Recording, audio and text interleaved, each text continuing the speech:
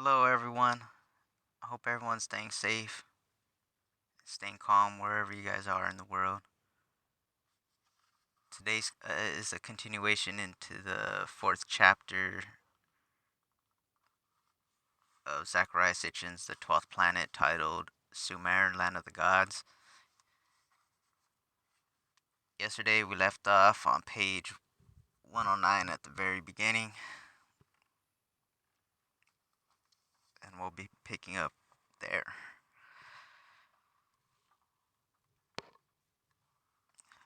Who was Zu? Was he, as some scholars hold, a mythological bird? Evidently, he could fly, but so can any man today who takes a plane or any astronaut who goes up in a spaceship. Ninurta too could fly as skillfully as Zu, and perhaps better, but he himself was not a bird of any kind, and his many depictions by himself or with his consort Ba'u, also called Gula, make abundantly clear. Rather he did this by rather he did his flying with the aid of a remarkable bird which was kept at his sacred precinct, the Gursu, in the city of Lagash. Nor was Zu a bird. Apparently he had at his disposal a bird in which he could fly away into hiding. It was from within such birds that the sky battle took place between the two gods, and there can be no doubt regarding the nature of the weapon that finally smote Zu's bird. Called Til in Sumerian and Tilum in Assyrian, it was written pictorially thus. And here in the book, Zitchin has a picture of the Til or the Tilum. Looks like a little arrow with the extended tip on it.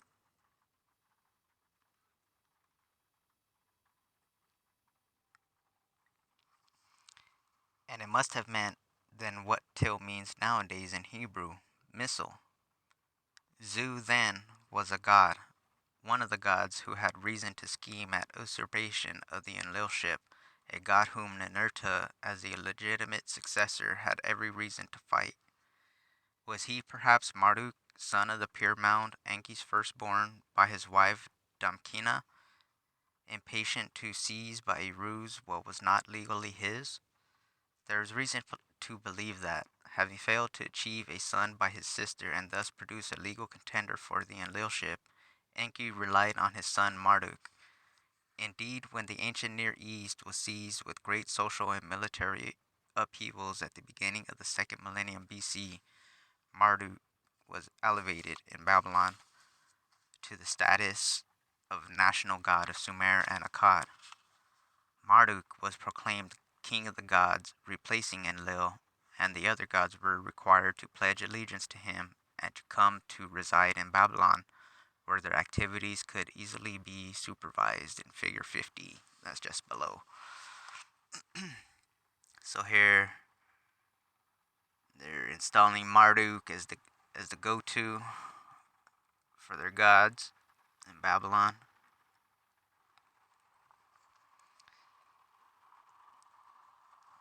The usurpation of the Enlilship, long after the incident with Zu, was accompanied by an extensive Babylonian effort to forge the ancient texts. The most important texts were rewritten and altered so as to make Marduk appear as the Lord of the Heavens, the Creator, the Benefactor, the Hero, instead of Anu or Enlil or even Ninurta. Among the texts altered was a tale of Zu, and according to the Babylonian version, it was Marduk, not Ninurta, who fought Zu. In this version, Marduk boasted, Mahasti Moch il Zu, I have crushed the skull of the god Zu. Clearly, then Zu could not have been Marduk. Nor would it stand to reason that Enki, god of sciences, would have coached Ninurta regarding the choice and use of the successful weapons against his own son Marduk. Enki, to judge by his behavior, as well as by his urging Ninurta to cut the throat of Zu, expected to gain from the fight no matter who lost. The only logical conclusion is that Zu, too, was in some way a legal contender to the Enlilship. This leaves only one god, Nana, the firstborn of Enlil, by his official consort Ninlil. For if Ninurta were eliminated, Nana would be in the unobstructed line of succession.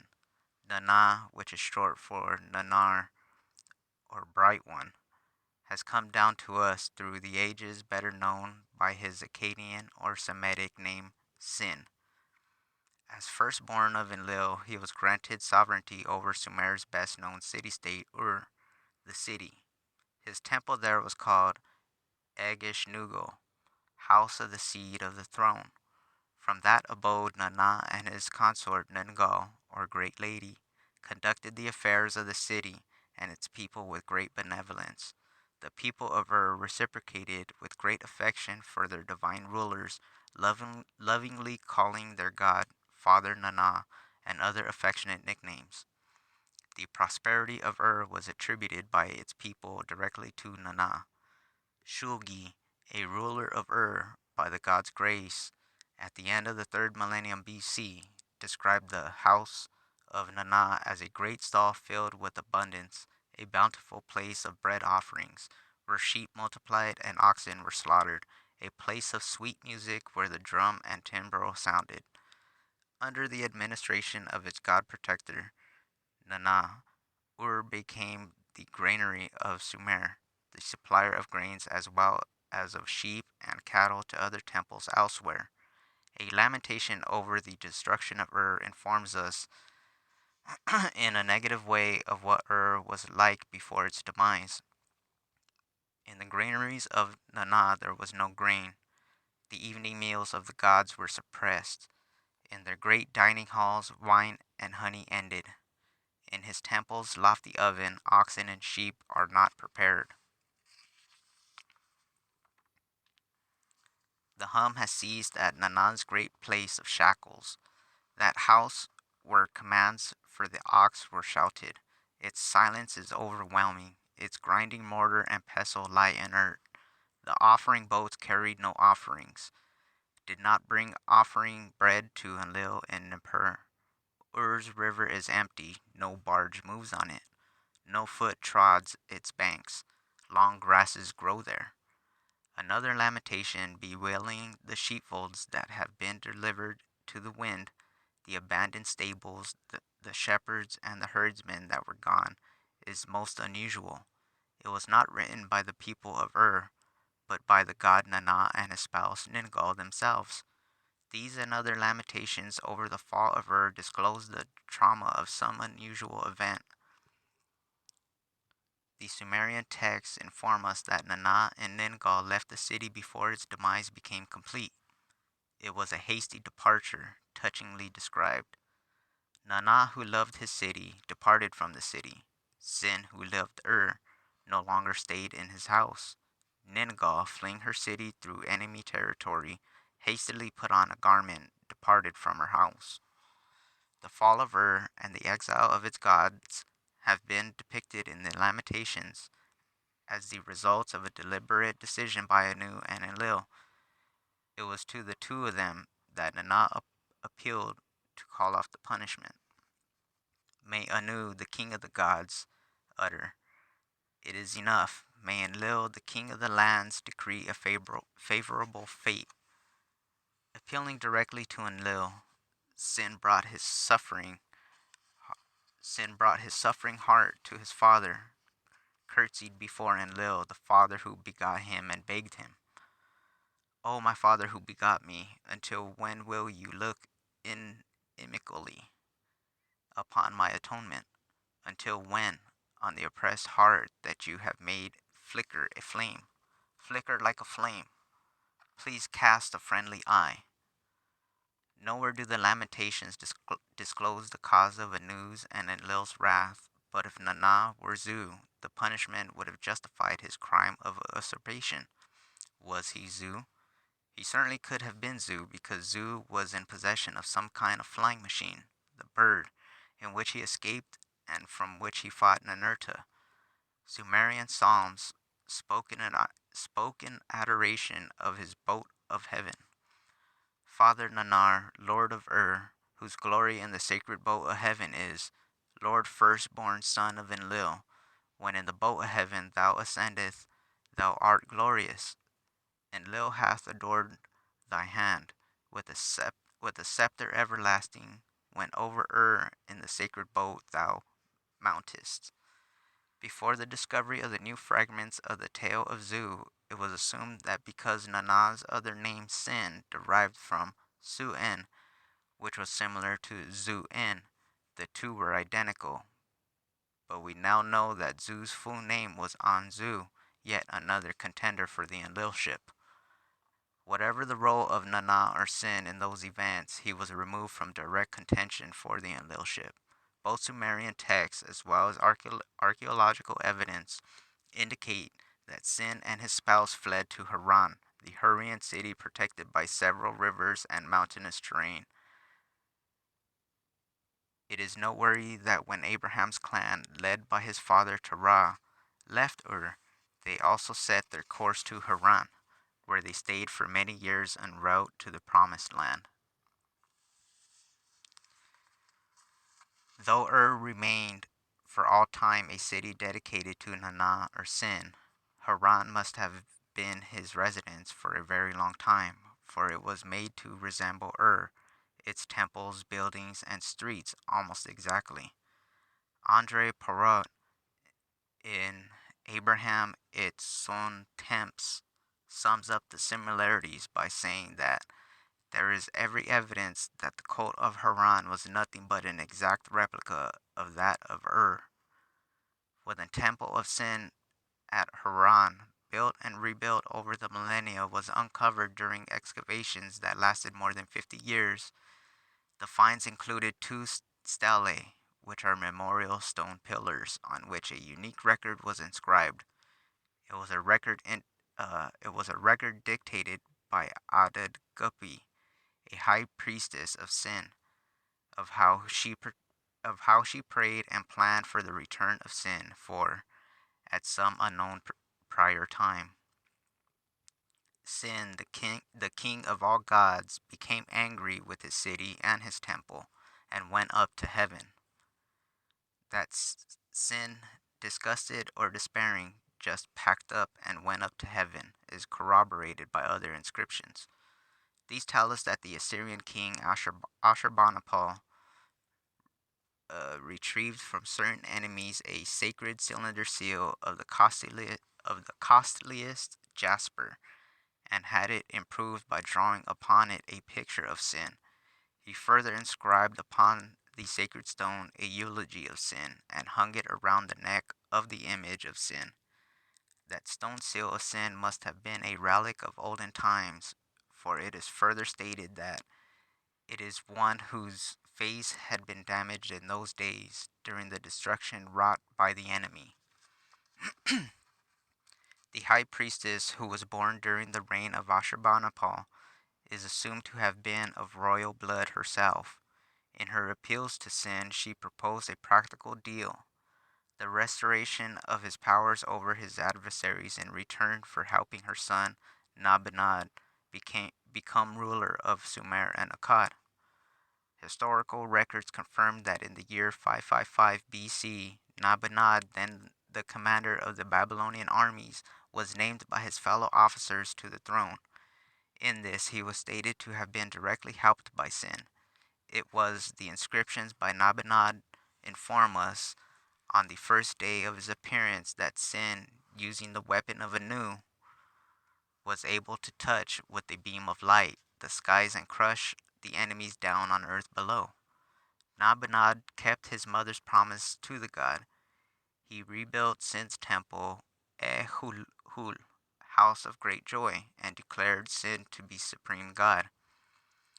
It was then that Sin was able to grasp in his hands the power of the Anu office, wield all the power of the Enlil office, take over the power of the Ea office, holding thus in his own hand all the heavenly powers, thus defeating usurper Marduk, even capturing the powers of Marduk's father Ea, Sin assumed the title of divine crescent and established his reputation as the so-called moon god.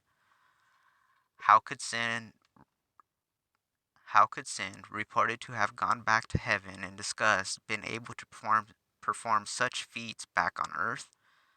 Nabanad, confirming that Sin had indeed forgotten his angry command and decided to return to the temple of El Hulul, claimed a miracle that has not happened to the land since the days of old had taken place.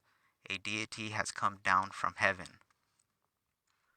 This is the great miracle of sin that has not happened to the land since the days of old, that the people of the land have not seen nor had written on clay tablets to preserve forever.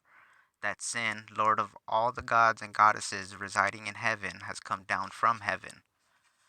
Regrettably, no details are provided of the place and manner in which Sin landed back on earth, but we do know that it was in the fields outside of Haran that Jacob, on his way from Canaan to find himself a bride in the old country, saw a ladder set up on the earth and its top reaching heavenward, and there were angels of the Lord ascending and descending by it.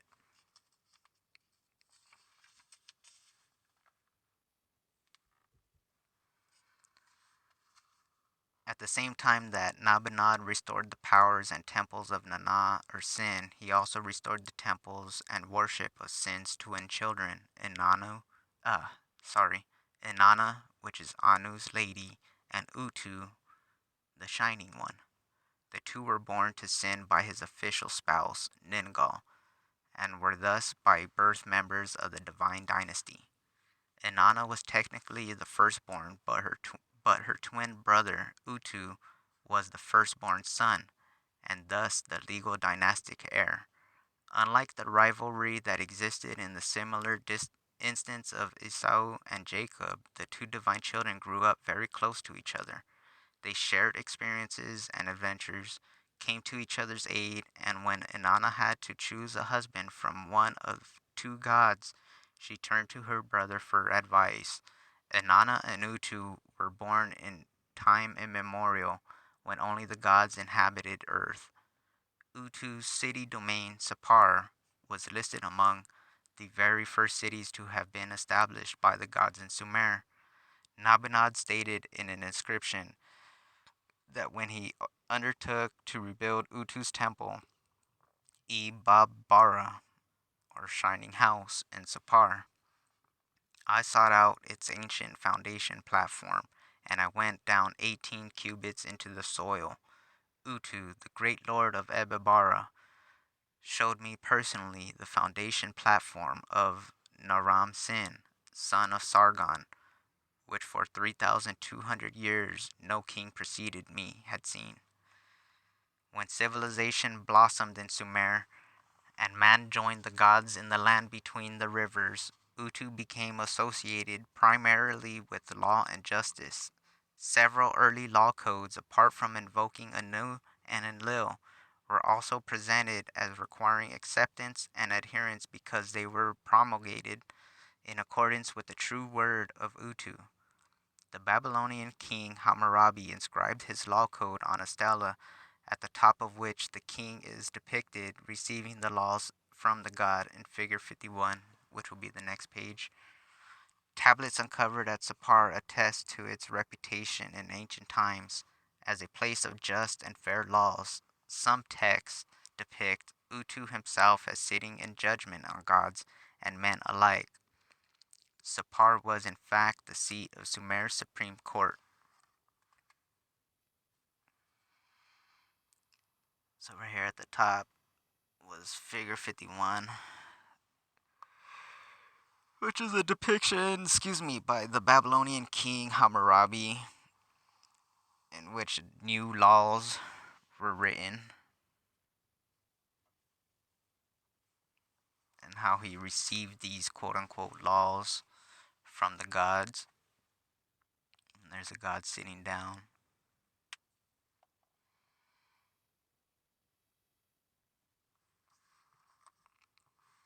The justice advocated by Utu is reminiscent of the Sermon on the Mount recorded by Recorded in the New Testament, a wisdom tablet suggested the following behavior to please Utu. Unto your opponent do no evil. Your evildoer recompense with good. Unto your enemy let justice be done. Let not your heart be induced to do evil. To the one begging for alms, give food to eat, give wine to drink, be helpful, do good. Because he assured justice and prevented oppression, and perhaps for other reasons too, as we shall see later on, Utu was considered the protector of travelers. Yet the most common and lasting epithets applied to Utu concerned his brilliance. From earliest times he was called Babar, or Shining One. He was Utu who sheds a wide light, the one who lights up heaven and earth.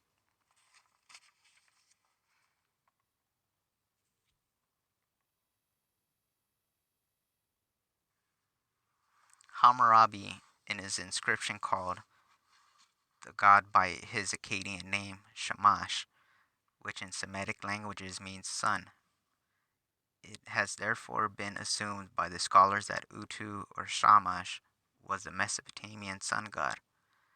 We shall show as we proceed that while this god was assigned the sun as his celestial counterpart, there was another aspect to the statements that he shed a bright light when he performed the special tasks assigned to him by his grandfather Enlil. And we'll pause there for today, guys, as tomorrow's update is a few pages.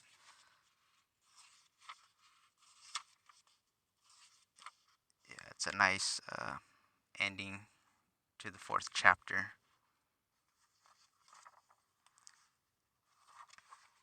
Thank you, everyone, for offering your time, your patience with me reading this damn book. But thank you guys. I really appreciate it a lot and helping me grow in ways that I'm still learning today.